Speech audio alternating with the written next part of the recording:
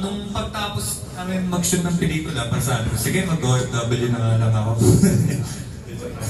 Pero ano po, sobrang grabe po yung challenges na naharap po namin bilang artista po na hindi rin po biro yung trabaho po namin. Siyempre, parang gusto rin po namin mag-o-invest namin para sa mga tao po. Tsaka gusto rin lang po namin maging totoo para sa mga tao po. Kaya po, grabe yung mga natanggap ko po kahit nung nakaraan po. Like, sobrang sumaya po ako dun yung nakatanggap po ng mga award po na na-appreciate po ng mga tao yung trabaho po na talagang mahirap po.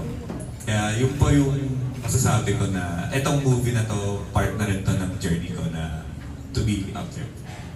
Pero yung mga times na siyempre, nahihirap ko ng break, in pursuit of your dreams na paging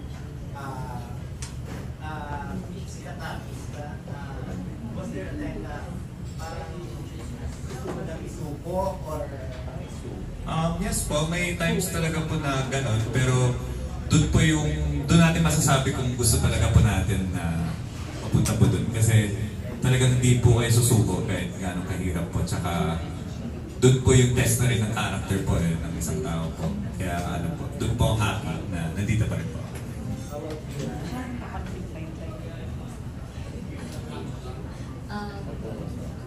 Hello.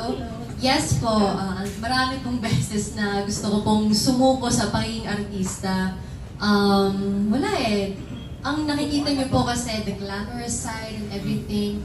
Pero ang hindi niyo po nakikita kung gaano din po ka-unfair, kahirap din po sa industry namin. Pero kasi, pag na-imagine ko na, sige, suko ako dito sa pagiging artista, what happens next? What will I be? What do I want to become?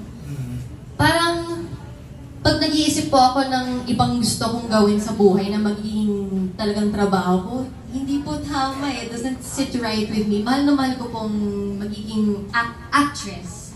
And I can't, hindi ko po ma-imagine ang sarili ko na gumagawa po ng ibang trabaho. Kaya, laban lang. okay, thank you and congratulations. Thank you.